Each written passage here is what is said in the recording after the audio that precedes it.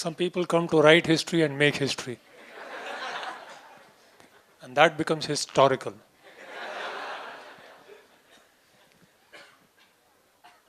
As Govind Prabhu was talking about how devotees would, all kinds of people would walk around everywhere. I was just thinking, one of the times I don't know, I can't remember the chronology, but I was on the altar and I was offering Aarti. Only Radha Gopinath were there at that time. And I was offering Aarti, and there was a marriage going on here. Somebody else's marriage. It was not nobody, no devotees were there. And I don't know what was the occasion. No devotees were there. I was the only person around, just doing the Aarti. And I blew the conch shell and I opened. And when I opened the curtain, practically no one was watching the deities. The husband and wife or the would-be, they were there, and the marriage was going on, and everyone was just doing their own stuff. And and I was offering Aarti, and at the end of the whole thing, just when I was about to close, the husband and wife came, the newly married, and said, "Panditji, ek minute, kholo." So I looked at Satyavrat, who was inside. He said, "Kya kholo. Unko photo खींचने का है." So, can you stand up? They came and stood right here. It is not even, this border was not there. Can you just stand up? And they stood with their deities at the back. She was like that, and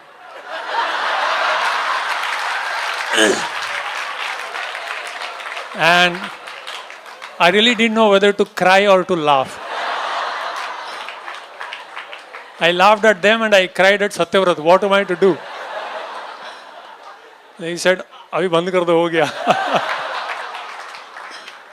For the first time in my life, I felt, am I offering the Aarti to Radha Gopinath or a piece of stone?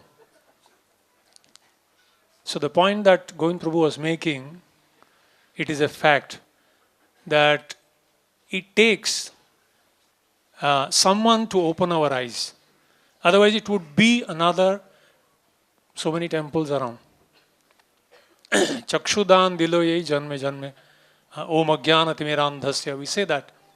That's actually, it is a sadhu who Yudhishthira Maharaj is glorifying Viduram. Bhavat vida bhagavata stirtha bhuta swayam vibho tirthi kurvanti tirthani swantasthena. Because the great souls carry the Lord in their heart, the empowerment of the Lord and their pure representatives, they can actually open our eyes. Then we can actually see Krishna, appreciate Krishna. Someone said, of course, before that I would like to apologize that I'm sure there are so many senior, very respectable devotees and who are very much a part of the early history who are here, but since we're going to have a very short time, and then we would like to also hear from Maharaj, and then we will have Pushyabhishek, and we don't want any of you to fast for so long and faint here and take away from stretcher, so we would like to. So somebody make this statement that Radhanath Swami Maharaj was the soul of this. I'm sorry to say I disagree with this statement. This is an understatement. He was not just the soul, he was the heart, he was the brain, and also the spinal cord.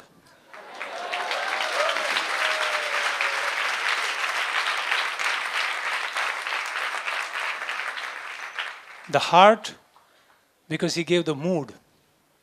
The brain, because he gave the vision. And the spinal cord, because actually he's been the support for everything that's happening here. Can you imagine of talking about Narsinga Leela without talking about Prahlad? Can you ever think of talking about Lord Ram without talking about Hanumanji? Similarly, you cannot talk about Gopinath without talking about Radhanath.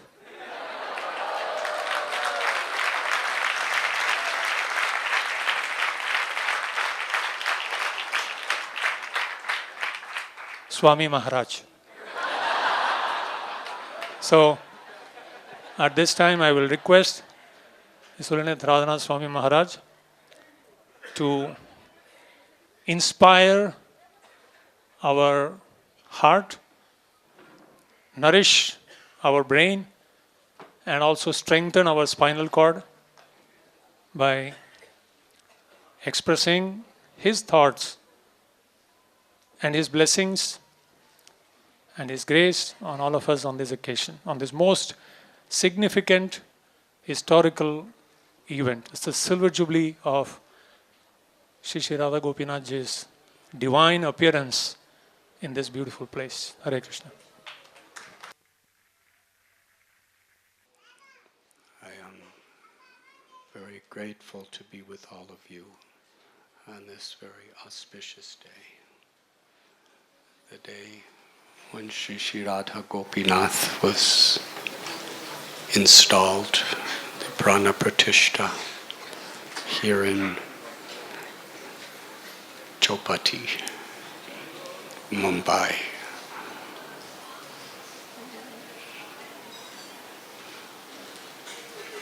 I'm just remembering it was sometime in the mid-1990s, perhaps around 97 or something like that, 98. I was sitting right here, and we were celebrating Ram Nomi, the appearance day of Lord Sri Ram.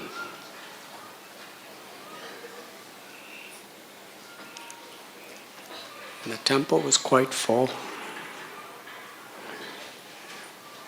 I gave a talk about Ram. And my godbrother, very dear friend and godbrother Shyam Sundar Prabhu, he happened to be here. He came with his brother-in-law, Richard.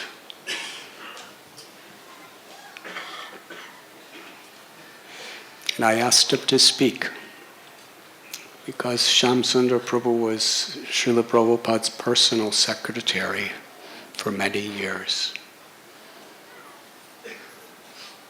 He first became a devotee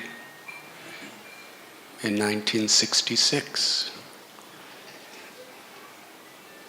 in San Francisco. And just at the end of 1966, January of 1967, Srila Prabhupada came to San Francisco and gave him initiation.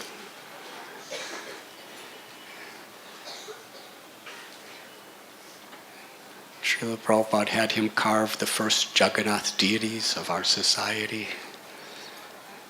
And with 5 other of his very dear friends, godbrothers, godsisters, they established a center in San Francisco, then a center in London. Then they all came to India. And he was Srila Prabhupada's personal secretary. And traveled around the world with him, with Prabhupada, several times.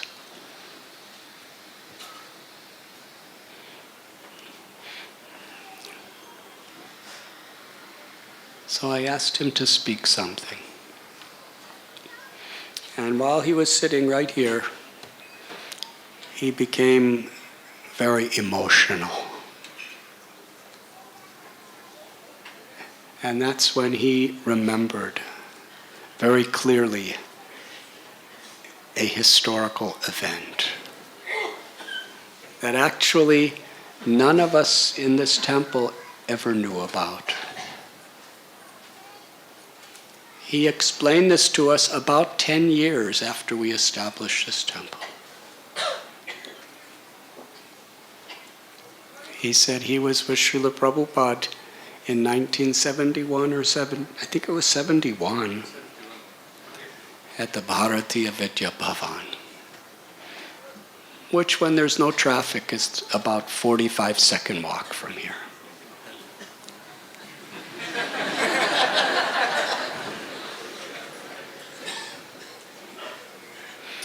And Srila Prabhupada gave a very historical lecture in the auditorium. In fact, it was taped, and you can listen to that tape. After the lecture, Srila Prabhupada came out and came down those stairs, the same steps that are there today.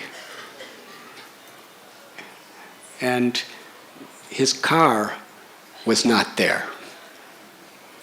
So he was waiting for his car. And Shamsundar was standing next to him. He explained this to all of our devotees on Ram Navami with great emotion. And he said, Srila Prabhupada pointed his cane in the forward direction and said, this is such an important place, we should have a temple here.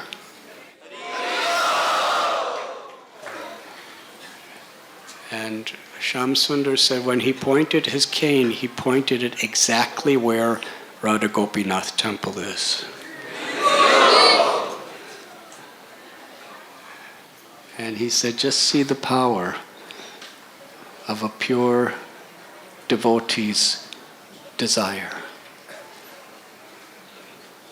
Srila Prabhupada's compassion was so deep and so genuine and so pure that Krishna was performing miracles wherever he went.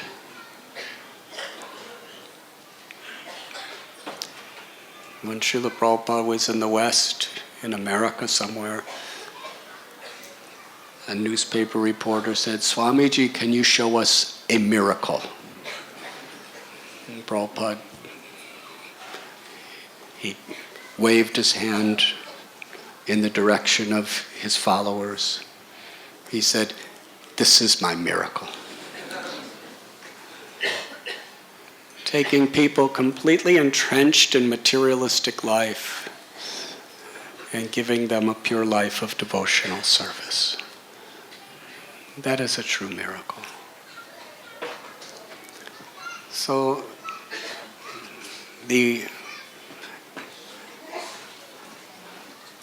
sometimes the appearance day of a deity, we say, is their birthday or their appearance day. Well, when Srila Prabhupada glanced in this direction and pointed his cane and said we should have a temple here, that was the conception. The conception of Sri Sri Radha Gopinath. And we already heard the very strange stories of how Srinathji Prabhu and Mahaprabhu brought the deities from Jaipur. And I was in America then, and I came back here, and they picked me up at the airport, and they said, we have a surprise for you. And I came, there were deities here. So nobody even knew how to worship them or anything. So what to do?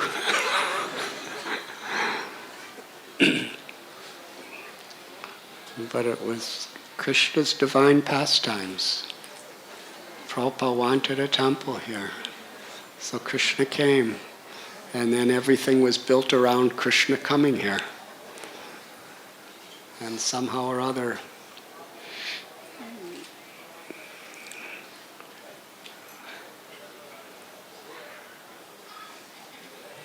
a sense of necessity.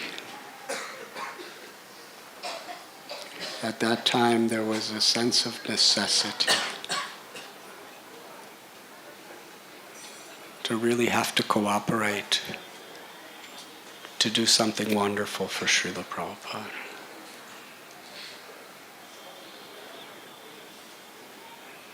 And Srila Prabhupada's life was the example that if we have, whoever we are, if we have a very deep and strong desire to serve Krishna, to spread Krishna's message, and we're trying to overcome any ulterior motives, but to please our gurus, then wonderful things happen.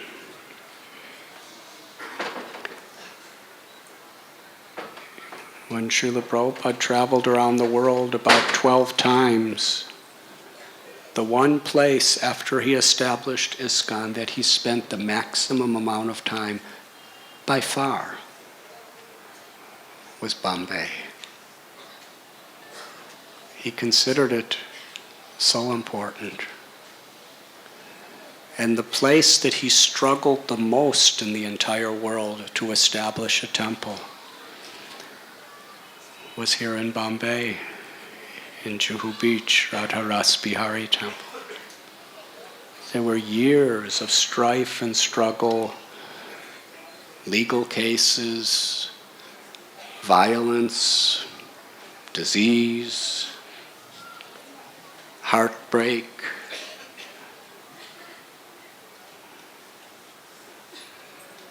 Srila Prabhupada put the deities there when it was just a little.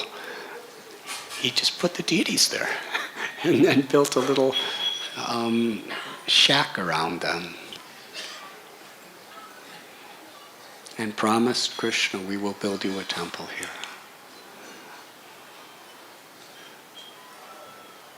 And Srila Prabhupada often said that we should have many temples all over Bombay. So his desire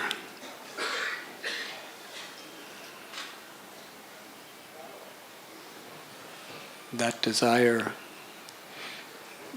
is actually our greatest and perhaps our only qualification.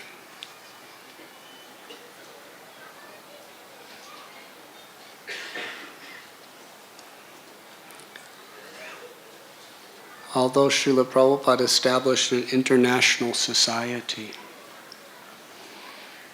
with branches all over the world, tens and millions of books published, tens and thousands of devotees, he stressed very simple principles. Just to chant Hare Krishna sincerely. Just to hear about Krishna sincerely. Have enthusiasm to serve. Have enthusiasm to share this great message with others. Cooperate with one another based on the higher principle of Krishna being in the center. Kali Yuga is an age of quarrel and hypocrisy.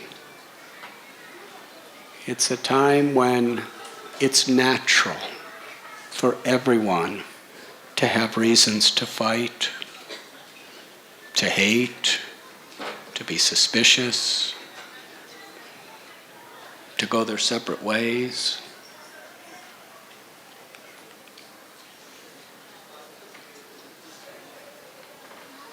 But Srila Prabhupada taught us if we just keep this chanting and hearing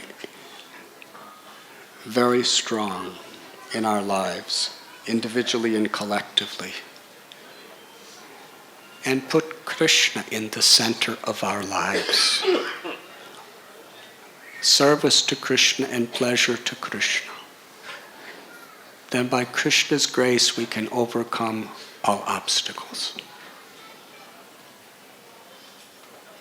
And then there can be an actual community.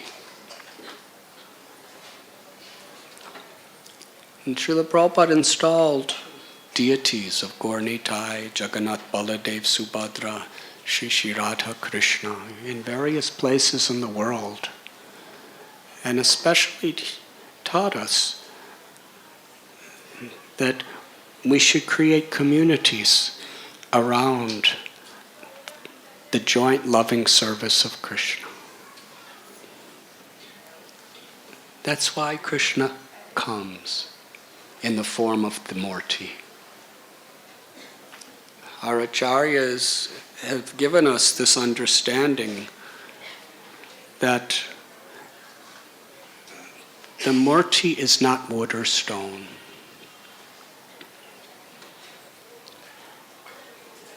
Because Krishna is the source of everything that exists. Aham sarvasya prabhavo matta sarvam pravartate. Krishna says, I am the source of all material and all spiritual worlds. Daivi heshu gunamayi mama maya duratiya. That this material nature, consisting of the three modes of material nature, is my divine energy. Parashya Shaktir Vivadaiva Shruyate, that Krishna is the source of all energies. Om Purnam Ada Purnamidam, that Krishna is the complete whole, and everything is emanating from him, and everything is perfect in its true essence because everything is connected to Krishna. So when we understand this principle, it's such a deep philosophy in science. People who don't have this very profound, deep, subtle, philosophical understanding, they just think idol worship. It's material, so it can't be God. But how great is the Sanskrit literatures?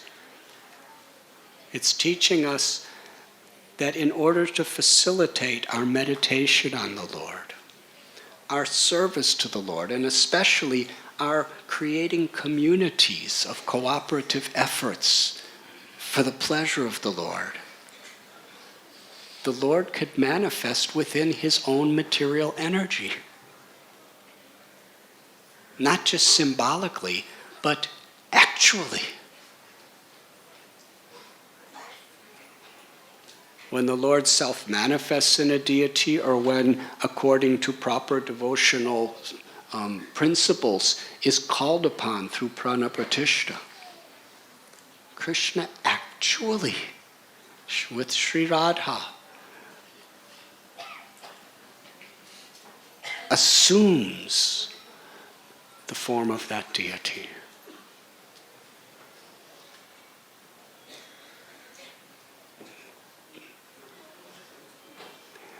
However we may paint the eyes of the deities, that's an external thing.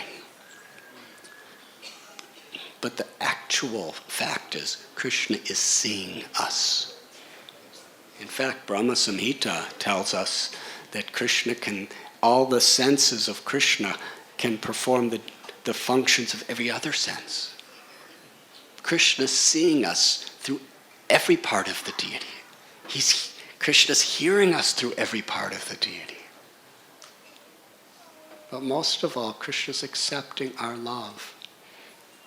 And being willing, he's willing to put himself under our care.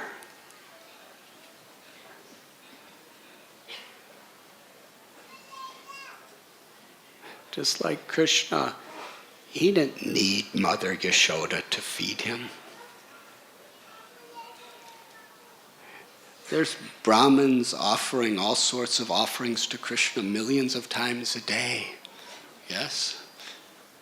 There's goddesses of fortune offering, make so much bhoga to Krishna. But Krishna actually becomes hungry just to inspire and facilitate love and service from Yashoda. And isn't it wonderful that Krishna does that even for us?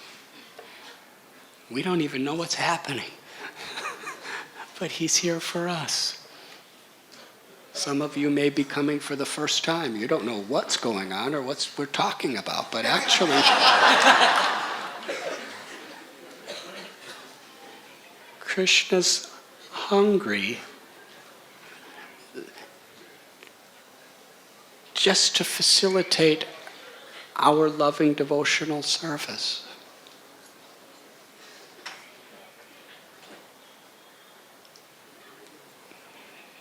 And when we understand the nature of the Archamurti, we we become so grateful. It's sheerly out of mercy, causeless mercy, that Krishna appears within his name within this world. And that same name appears as the Murti, the deity, to attract our hearts and attract our service and ultimately awaken our love. So Krishna doesn't need anything from anyone, but by his own sweet will, he assumes a role where he does need us. As the deity, Krishna needs he needs our protection. He needs our food. He needs us to dress him, to bathe him. He's Atmarama, he's self-sufficient. But this is the most glorious attribute of God. He assumes this relationship with his devotee just to facilitate loving relationships.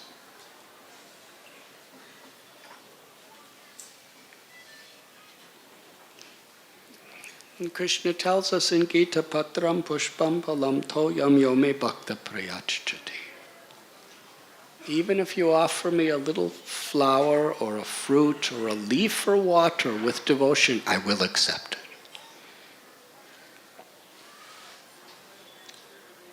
Sanatana Goswami, when he was living under different trees every night in places of Vrindavan,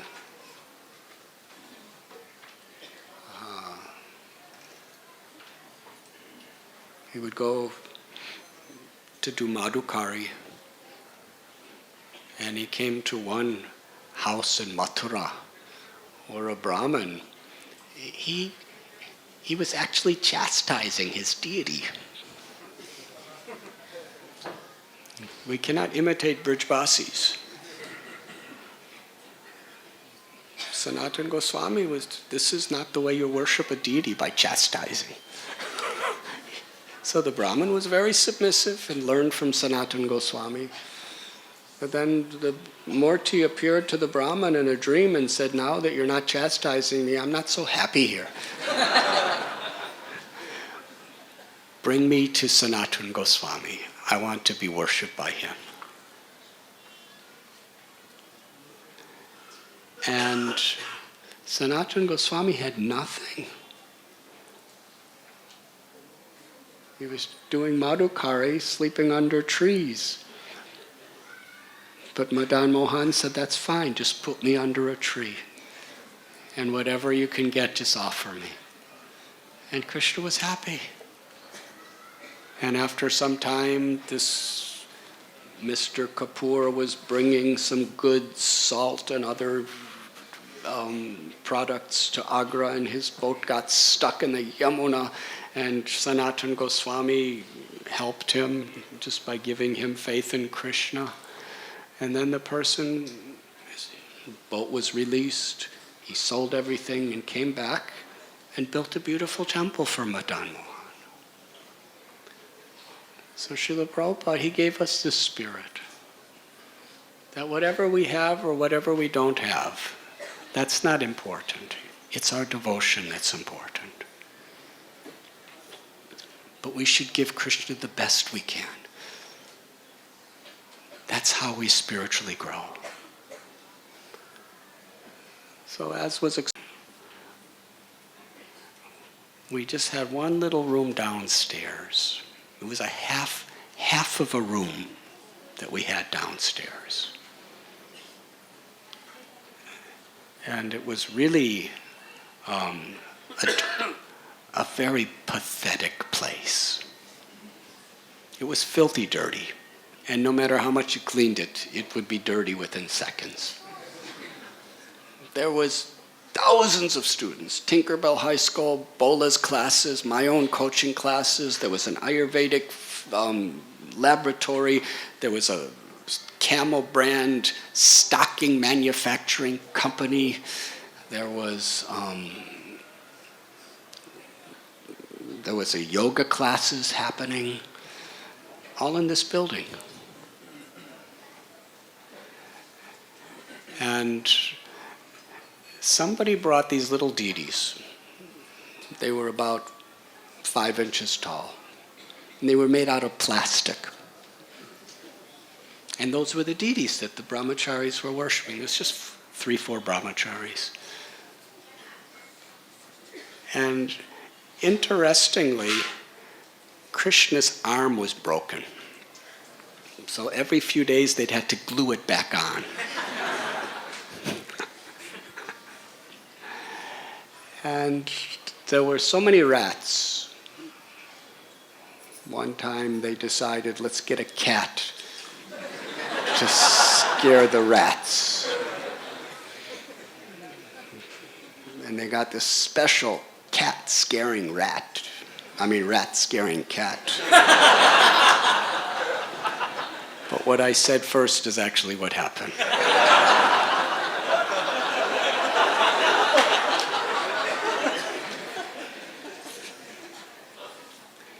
The cat would hide in the rafter in the ceiling, shaking in fear, because the rats were so big and there were so many of them and they were so ferocious.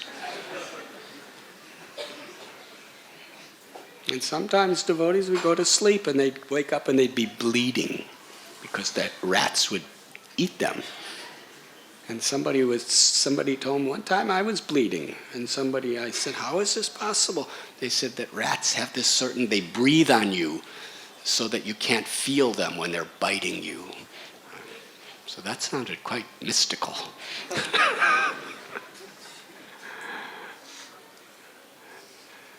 And, I wasn't so welcome, so ultimately we would have our morning program with the congregation at Srinathji and Prabhu and Maitali Devi's house, their little Radha Govinda temple. That was actually the center. The little room downstairs, we didn't even bother with it because nobody cared. I hate to say it, but in those days, none of them are still here, so I can say it.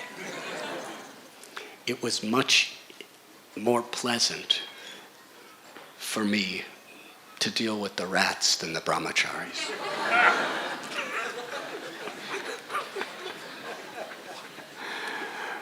But anyways, so we would have our morning program at Srinathji Prabhu and Maitali's house, and that was very sweet. And gradually the congregation started coming, and then nice brahmacharis started coming little by little.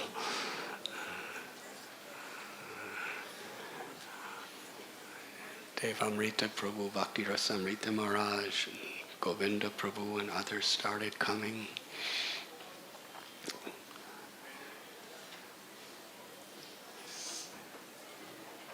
And then we started using the downstairs. And I remember one day I came up here. This was divided into 4 rooms for 4 different classes of Tinkerbell High School. There was partitions. And it was really a wreck, this place, because there was no investment to upkeep it. It was a ghetto scene. So Tinkerbell High School, which was very unusual for me. I come all the way to India, and there's Tinkerbell High School.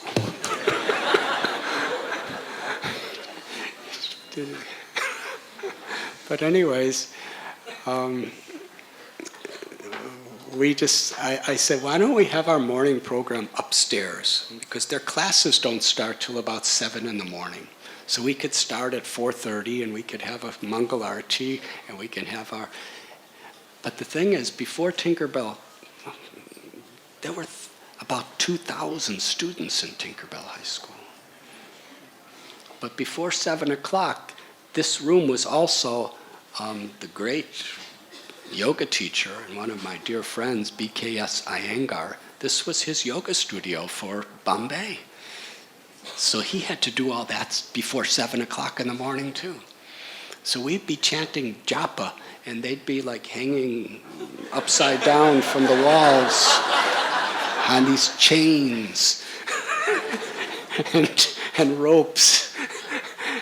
And we'd have like Tulsi Puja and Mangal Arti, and they'd be, doing asanas. They were on one side of the room, we were on the other side of the room, and between us were all these desks and these partition walls, and then thousands of students would come in and we'd all kind of run away. And gradually, by the incredible devotion of the few people who were here at that time, we actually got this room, and then we could start trying to renovate it. But it was very difficult, because you'd come to the temple and there'd be people playing cricket, and there'd be boyfriends and girlfriends, and right outside the temple door there would be people eating chicken. Because it was a high school and we had no power to tell them what to do or not do. There was 3 of them. It took years and years and years until gracefully and graciously, somehow or other, everybody left.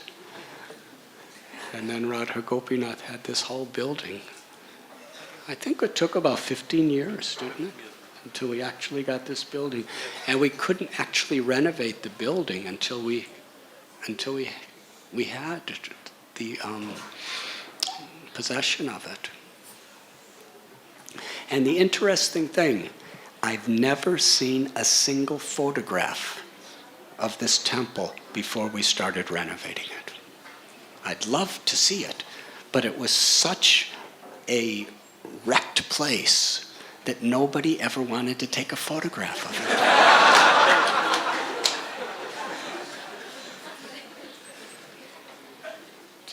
Have you ever seen any? You remember what it used to look like? Do you have access to any photographs? You have? Oh, I want to see it. Not after we started renovating the temple room, but before. Anyways, it was, and gradually, and this was Prabhupada's principle. If we actually see Krishna as a person, and we actually build our community around Krishna, with Krishna in the center, then whatever best we have, we should offer it to Krishna.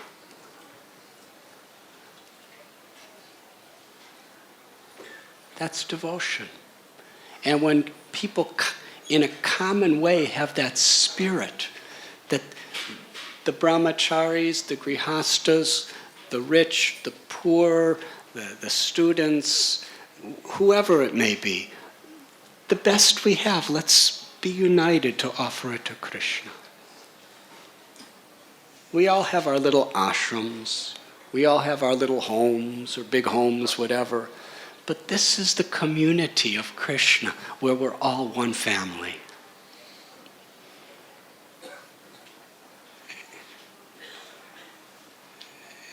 And we cooperate on the basis of this higher principle.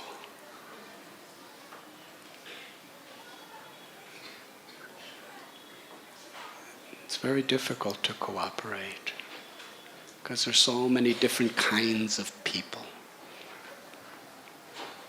Some of our devotees were actually children from the orphanage.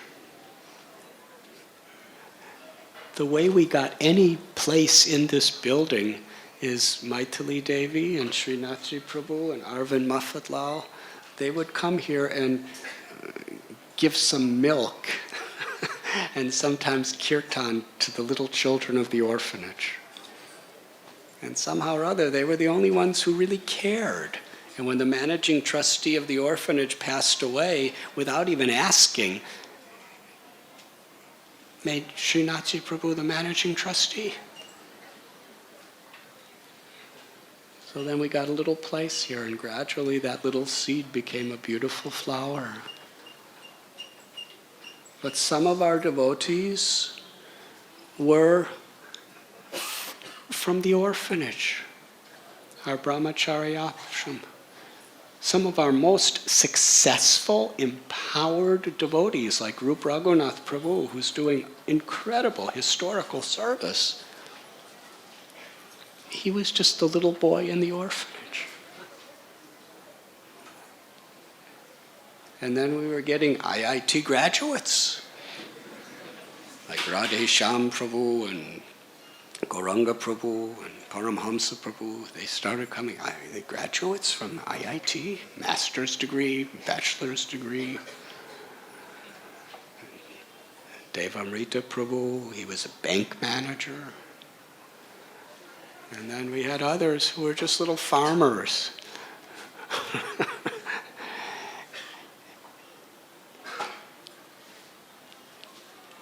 There wasn't a question of who's high or who's low. We're all here to serve. One of the groundbreaking events that I remember in the early days before any of the renovations, we were having a Sunday program here. And there would be maybe 30, 40 people at the most that would come Sundays in those days. And during the kirtan, Krishna Chandra Prabhu and his driver, who later became Jaini Tai, he was Lakshman in those days, they were dancing ecstatically together, holding hands. Now in India, this is not something, I was looking around and devotees were crying. What is this place? In the material sense, there may be categories of so many ways, but when we come before Krishna, we're all just the servants of the servants of the servants. Amani namana dena. We all respect each other despite our differences.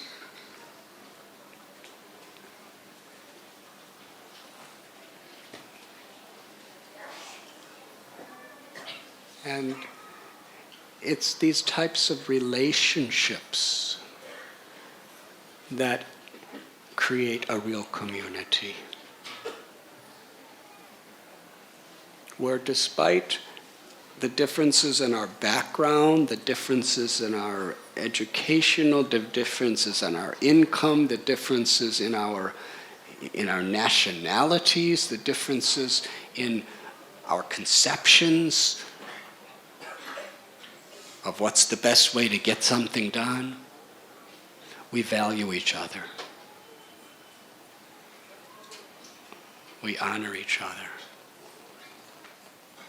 And we serve together.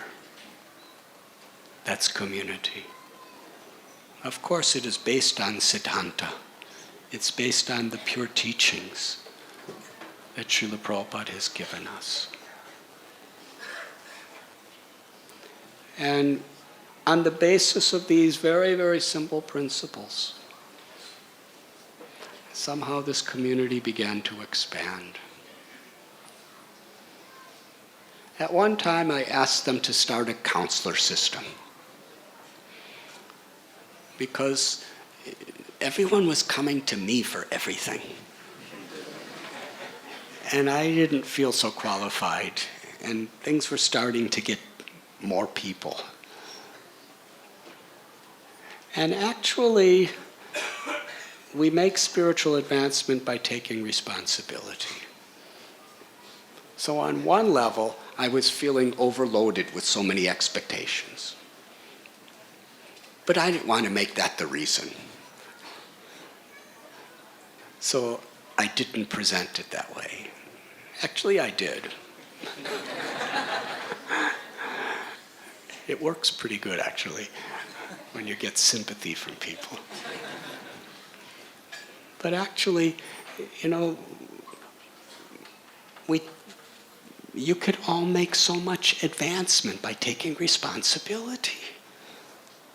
Why should I get it all? You should get it. So in this way we had, I think, 4 counselors, was it at the beginning? 4 counselors. And the entire congregation was taken care of by these 4 counselors. It wasn't very big, but it was getting bigger. And every time I'd go abroad and I'd come back, practically every time I'd ask, how is the counselor system? They said, oh no, it doesn't work. Nobody has time, it's not worth it. And they'd always stop it. But somehow or other we just kept starting it again and starting it again. And nothing comes easy. It took a lot of patience and a lot of determination.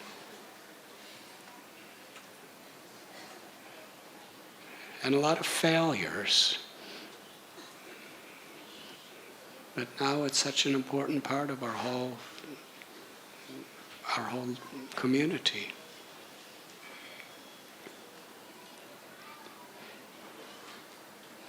I remember at one time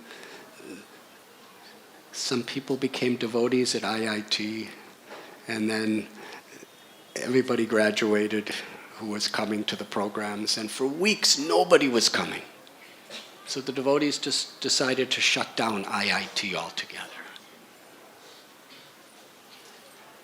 And I called some other devotees from other temples and said, why would you like to do it? Somebody should do it, but nobody did it. So, we just kind of insisted, just keep doing it. And, with no results. And gradually, literally dozens and dozens and dozens and dozens, hundreds of people started becoming transformed.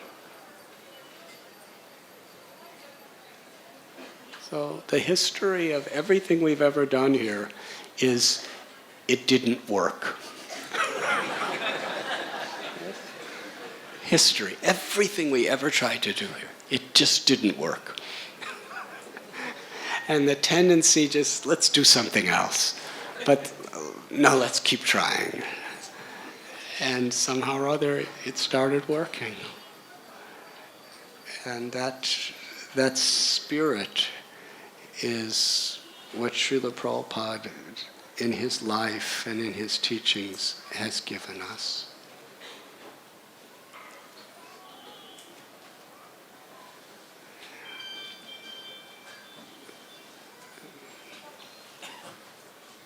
Gradually, these medical students, I remember, some of them wanted to be brahmacharis, quit school. Just go and get your degree. And they'd get their degree and stay in there and get your specialty degree.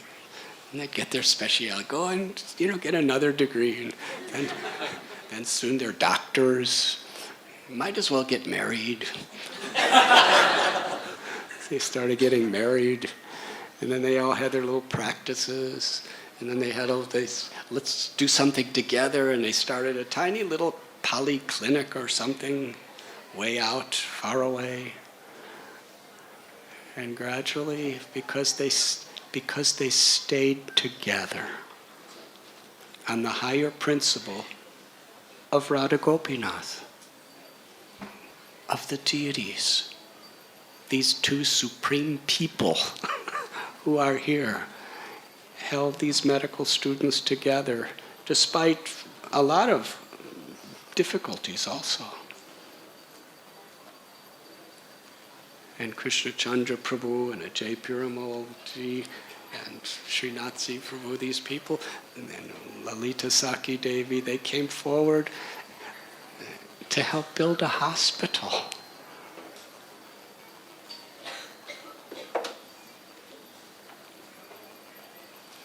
And His Holiness Jai Patak Maharaj, when he was in the hospital, he was saying, he travels around the world talking about Bhaktivedanta Hospital. Bhakti Tirtha Swami, Yamuna Devi, some of the most prominent devotees of Prabhupada's personal associates, how they were moved by the experience, the loving care, the expert medical treatment, the kindness, and the spiritual energy. Actually, Bhaktivedanta Hospital, more than a hospital, it's a spiritual community.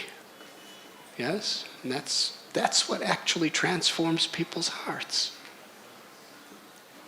In Radha Gopinath Temple, more than our philosophy or all of the other outreach kind of activities we do, what really brings people to give their hearts is the community that is centered around the loving service of Radha Gopinath. Because community is a testimony that something actually is working. For most people, when they perceive this.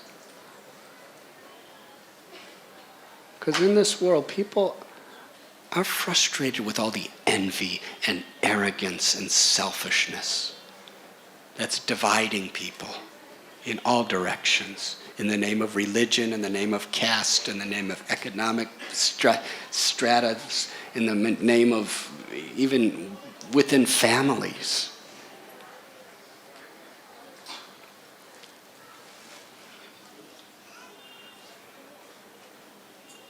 But when a philosophy, a culture, actually brings people together for a common focus, that's convincing. And that was Sri Chaitanya Mahaprabhu's genius of establishing temples through the 6 Goswamis. That was Bhakti Siddhanta Saraswati Thakur's genius of establishing 64 temples in India. That was Srila Prabhupada's genius of establishing temples all over the world, where we could build actual communities around the loving devotional service of Radharani and Gopinath. So today we are celebrating the 25th year since Radha Gopinath came here to Chowpatty Beach in Mumbai. And just like Srimad Bhagavatam, the glorification of Krishna is so much through Krishna's devotees, through Prahlad, through Dhruva, through Ambarish, through the Brijbasis. Through their lives we can actually understand Krishna. Through Srila Prabhupada's deep, deep compassion toward all living beings. That is why we are here together. And my prayer is that if we really sincerely honor Srila Prabhupada's compassion upon us, and on the basis of their compassion, Sri Radha Gopinath's coming to live among us,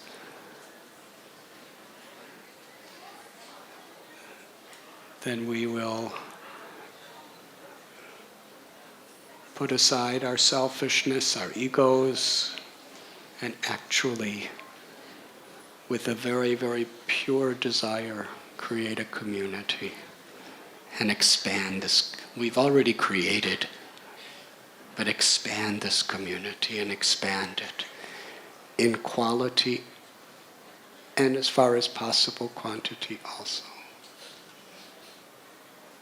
Matchita matgata parana. Krishna is very pleased when his devotees gather together to hear his glories and to chant his holy names. Hare Krishna, Hare Krishna, Krishna Krishna, Hare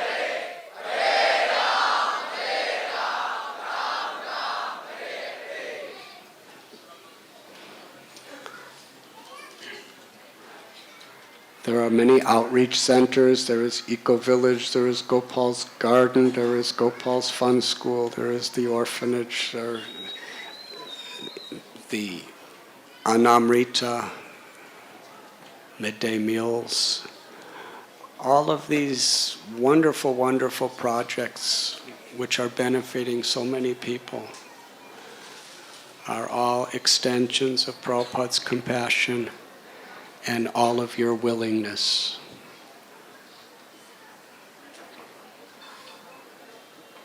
To contribute your hearts to their community. And I thank you very much.